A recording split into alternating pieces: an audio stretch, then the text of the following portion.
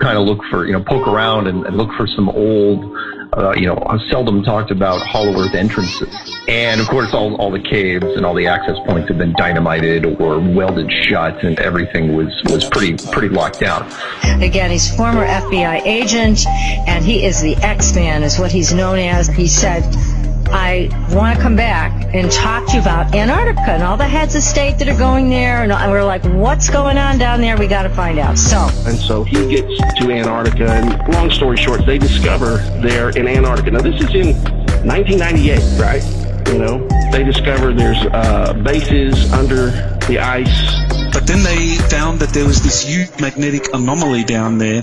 But the magnetic anomaly is consistent with basically a 50-mile wide city, a metropolis down there. Wow. Of course, he teaches in the public school system, so if he started talking about this, from what I found out from a geometry teacher friend of mine, that you can lose your job over this one. We'll assume it's U.S. military, but we don't know for sure. But satellites over Antarctica discovered something under the ice, and it was a huge something. It was gigantic. We still don't know what it is. They still won't discuss it. It causes magnetic disturbances. The first territorial incursion committed by the Nazi Party in 1939, their takeover of Norwegian sovereign territory at the northern tip of Antarctica. But why? What were the Nazis looking for? I get an order from the Pentagon to report to the Chief of Research and Development. I walked into General Trudeau's office, then he gave me an order. He said, Phil, watch things for me, the rest don't understand. The fallen angels being locked away beneath the ice in Antarctica. There's not very many people that go to Antarctica. For some reason, that's just the land that nobody touches. But why would he, at the age of 86, go to the Antarctic? It had to be something monumental.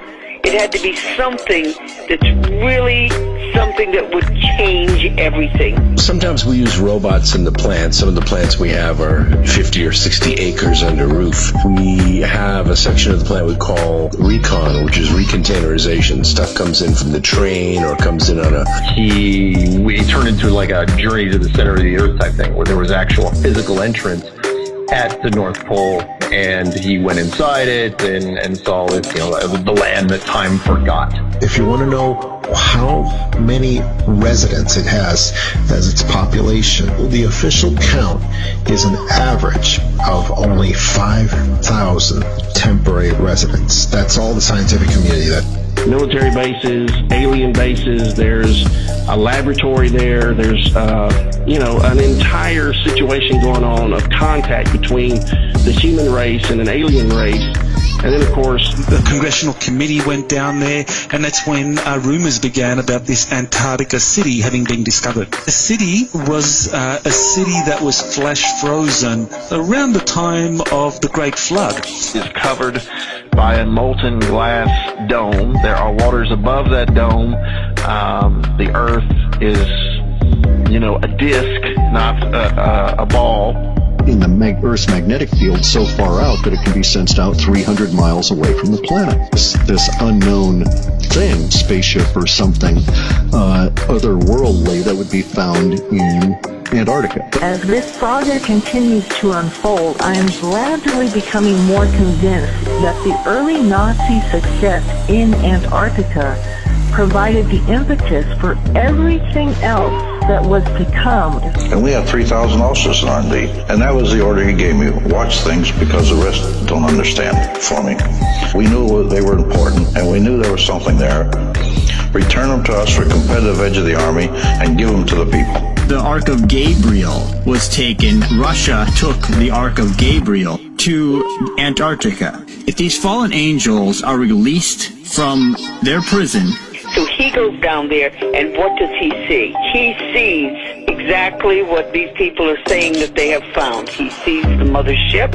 You don't see the other two because they're buried under the ice. But one they've dug down to, they're 2 miles down in the ice. And we have to sequence that, put it in order of color. And sometimes we use robots or we use self-driving carts because they don't have eyes like we have eyes.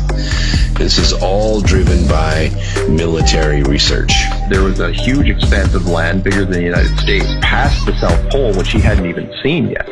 which meant that nobody's seen it because he was the leading explorer in the world at that point, and he flew his own planes. The personnel there is just incredibly small as far as how many people are there. These pyramids that have been uncovered at Antarctica, and that are larger than the pyramids of Giza. Out of this underground base in Antarctica, this huge hole begins to open up. This spacious, huge, UFO spacecraft comes up out of the ice, from under the ice. So Antarctica is not millions of years old in terms of it being covered by ice over a period of millions of years. There were cities, or basically metropolises down in Antarctica. It was... Well, NASA says it's not, space agency says it's not, the government says it's not, and we've been told all this stuff, but, it just comes down to our own eyes and what we can prove. When we find out that there's this large magnetic anomaly under the ice that is not part of the continent itself. In other words, there's something sitting on the Antarctic continent that's underneath the ice that is still able to throw out a magnetic field disturbance 300 miles out. The coming of transhumanist robots, mechanical human hybrids, and artificial intelligence. Without the Deutsche Antarctica success in 1939, World War II might never have happened. The integrated circuit turned into a supercomputer in 30 years. We were a little bit worried about that, like I told the general. What are we unleashing on the world, General? We don't know what this thing will end up. What if it integrates with the brain? In the end times, these fallen angels are probably pretty angry since they've been trapped. They're trapped in Antarctica. They're probably pretty angry that they've been trapped for so long. He sees that. He realizes that these are aliens. It was aliens who helped us advance. It were alien beings that were coming down from the sky in these wheels that the Bible talks about. Humans have 120 degrees of peripheral vision, and we can run as fast as 25 miles an hour at an oblique angle to that moving object and catch it midair in a glove. The entire Antarctic continent was made out of resource-rich materials, and nations could be squabbling over this thing for years and years to come. And you can ignore a lot of stuff, but you can't ignore conspiracies that are bigger than money. Now, one thing that Lima and Google Earth have in common, is that both systems show blur-outs, whiteouts, and grayscale alterations of certain areas. And moves up into the air and flies away.